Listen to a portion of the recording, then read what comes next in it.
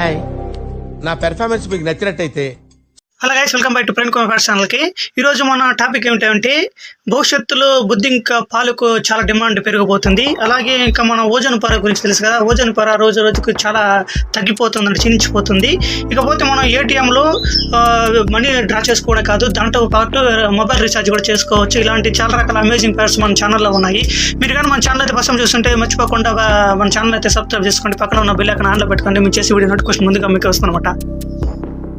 Mobile phone అతిగా వాడుతున్నారా మీరు? చాలా డేంజర్లో పడ్డట్టే. దాని గురించి అది కొద్దిగా పూర్తిగా తెలుసుకుందాం. చిన్న పిల్లవాడి నుంచి పెద్దవారి వరకు అందరూ ఇప్పుడు సెల్ ఫోన్ వాడుతున్నారు. అసలు సెల్ ఫోన్ లేకుండా ఎవరు ఉండటం లేదండి, కొద్ది నిమిషాలు కూడా ఉండటం లేదు. ఈ సెల్ ఫోన్ అన్నం లేకుండా ఉంటారేమో కానీ సెల్ ఫోన్ లేకుండా అసలు ఉండలేరు. అయితే దానివల్ల వచ్చే ఎఫెక్ట్ ఏమిటంటే యువకులు ఎక్కువ గంటల కొద్దీ మొబైల్లో వాడడం చేస్తూ ఉంటారు. అయితే అతిగా ఫోన్ మాట్లాడడం వల్ల మెదడుకు ప్రమాదాన్ని నిపుణులు హెచ్చరిస్తున్నారు. దానివల్ల వచ్చే రేడియేషన్ ప్రభావం వల్ల సంతాన సమస్యలు వాటిల్లుతున్నాయని, మొబైల్ నుంచి వచ్చే రేడియేషన్ వల్ల మెదడులోని కణాలు పెరగడమే కాకుండా క్యాన్సర్ కణాల ఉత్పత్తి పెరుగుతుందని శాస్త్రవేత్తలు గుర్తించి చెప్పారు. వీలైనంత వరకు మొబైల్ వాడడం తగ్గించండి, ఆరోగ్యంగా ఉండండి.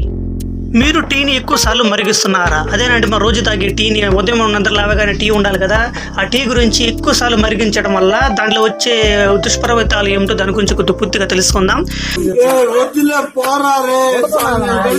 ఇక ఛాయ్ సేవించిన వారు అతి తక్కువగా ఉంటారు. ఉదయాన్నే నిద్ర లేవగానే టీ తాగే దినచర్యను ప్రారంభించిన వారు ఎక్కువ. రుచిని బట్టి, ఆరోగ్యాన్ని బట్టి black tea, green tea, lemon tea, milk tea తాగుతూ ఉంటారు. అయితే టీని ఎక్కువసేపు మరిగిస్తే స్లో పాయిజన్ గా మారిపోవచ్చని పోషకాహార నిపుణులు చెప్తారు. దీంతో శరీరంలో ఐరన్, కాల్షియం లోపం తలెత్తుంది. ఎసిడిటీ, కడుపు నొప్పి, మలబద్ధకం లాంటి సమస్యలు ఎదురవుతాయి. మరిగించిన టీని మరింత మరిగించడం వల్ల దానిలోని టానిన్ పరిమాణం పెరగడంతో పాటు రక్తపోటును పెంచుతుంది.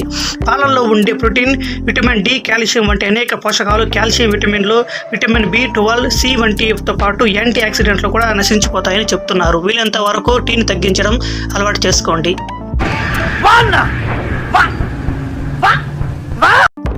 మీరు ఎప్పుడైనా గమనించారా? అసలు ప్రయోగానికి చంద్రుని దక్షిణ ధ్రువం ఎందుకు ఎంచుకుంటారు, ఆ టార్గెట్గా ఎందుకు పెట్టుకుంటారు? దానిపైన కొద్దిగా తెలుసుకుందాం. చంద్రుపైకి ప్రయోగానికి చేసిన దాని దక్షిణ ధ్రువాన్ని స్పేస్ సంస్థలు ఎందుకు టార్గెట్గా ఎంచుకుంటున్నాయంటే దానిపై ఇస్రో వివరణ ఇచ్చింది. చంద్రుడు దక్షిణ ధ్రువంలో అనేక అగాధాల వేల కోట్ల నుంచి సూర్యుడి కాంతిని నోచుకోలేదు. ఈ కారణంగా అక్కడ సౌర వ్యవస్థ ఆవిర్భానికి చెందిన విశ్వరహస్యాలు బయటపడే అవకాశం ఉందనేసి లోయల్లో వందల కొద్ది టన్నులు మిలియన్ల నీరు ఉంటుందని భావిస్తున్నారు. ఇస్రో ఈ ట్వీట్ చేసింది. కరోనా పుట్టిన ఊరు గురించి మీకు తెలుసా? అయితే దాని గురించి తెలుసుకుందాం. చైనాలో వుహాన్ నగరంలో డిసెంబర్ 1వ తేదీ 2019లో కరోనా తొలి కేసు నమోదయ్యింది. చైనాకు మధ్యలో ఉండే వుహాన్ నగరం ఈ రెండో ప్రపంచ యుద్ధానికి ముందు వరకు చైనాకు రాజధానిగా ఉండేది. చైనా వుహాన్ ట్రాన్స్పోర్ట్ హబ్గా పనిచేసింది. 1.5 మంది వుహాన్ నగరంలో జీవనం కొనసాగించేవారు. కాగా కరోనాను చైనా కాస్త అదుపులోకి తెచ్చినట్లు అనిపిస్తూ ఉన్న వుహాన్ నగరంలో ఇప్పటికీ నిశ్శబ్ద రాజ్యం ఏలుతుంది. మీకు ఈ విషయం తెలుసా? అసలు ఓజోన్ పొర గురించి మీకు తెలుసా? అయితే ఓజోన్ పొర రోజు రోజుకు కోలుకోవటం లేదు, ఇంకా చాలా దిగజారిపోతుందంట. అయితే దాని గురించి ఎందుకు ఇలా జరుగుతుందో దాని గురించి తెలుసుకుందాం.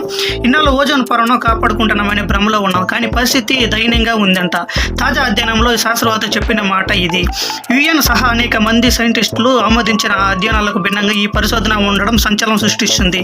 2004 నుంచి ఇప్పటి వరకు అంటార్టికాలో ఓజోన్ పొరకు గండిపడిన ప్రాంతంలో ఓజోన్ స్థాయి 26% తగ్గిందంట. అక్టోబర్లో ఈ ఓజోన్ పొర 3 ఏళ్ల గరిష్టానికి చేరినట్లు తెలిపారు. పని లేని ఉద్యోగం గురించి మీకు తెలుసా? అవునండి, మీరు ఉన్నది నిజమే. పని లేని ఉద్యోగం గురించి మీకు తెలుసా? స్వీడన్ లో కోర్సన్ నగర్ లో నిర్మించిన రైల్వే స్టేషన్ లో ఉద్యోగం వస్తే ఏ పని చేయడానికి అవసరం లేదంట. డ్యూటీకి వచ్చి స్టేషన్ లో గడియారం బటన్ నొక్కి డ్యూటీ పూర్తయ్యాక ఆ బటన్ ఆఫ్ చేసి వెళ్ళిపోవచ్చంట ఇంటికి. ఇలా చేసే నెలకు 1,72,000 జీతం, అలవెన్సెన్స్ లో రిటైర్మెంట్ల తర్వాత పింఛన్ వస్తుంది. మిగతా స్టేషన్ల కంటే ఇది భిన్నంగా ఉండాలని ఈ ఉద్యోగం గ్రేడ్ చేశారంట. విద్యార్హత లేని ఈ పోస్టుకు ఈ ప్రపంచంలో ఎవరైనా దరఖాస్తు చేసుకోవచ్చు. మీరు ఇప్పుడు చెప్తున్నారు, ముందే చెప్పాలి కదా. మీరు కూడా దరఖాస్తు చేసుకోవచ్చు. నచ్చితే ఒక లైక్ చేసి కామెంట్ చేయండి. అబ్బా గట్టిగా కామెంట్ చేయండి. భోజనం చేశాక ఇలా చేయకండి. భోజనం చేసిన తర్వాత చాలా మంది ఫ్రిడ్జ్ వాటర్ తాగుతూ ఉంటారు. అయితే ఐస్ వాటర్ తాగడం మంచిది కాదని వైద్యులు హెచ్చరిస్తున్నారు. ఒకవేళ ఐస్ వాటర్ తాగాలని భావిస్తే భోజనం చేసిన 20-30 నిమిషాల తర్వాత సేవిస్తే మంచిదని సూచిస్తున్నారు. భోజనం చేసిన వెంటనే ఫ్రిడ్జ్ వాటర్ తాగితే గుండెపోటు, క్యాన్సర్ వంటి జబ్బులు వస్తాయని, ప్రేగులతో కొవ్వు పెరిగిపోతుందని తెలిపారు. కాగా తిన్న వెంటనే గోరువెచ్చటి నీరు తాగితే ప్రయోజనం ఉంటుందని చెప్తున్నారు. మీరు ఇప్పుడు చెప్తున్నారు, ముందే చెప్పాలి కదా. భవిష్యత్తులో బొద్దింక పాలకు చాలా డిమాండ్ పెరగబోతుంది. అవునండి, ఏం మాట్లాడుతున్నావురా? నరాలు కట్ అయిపోయింది. మీరు విన్నది నిజమే.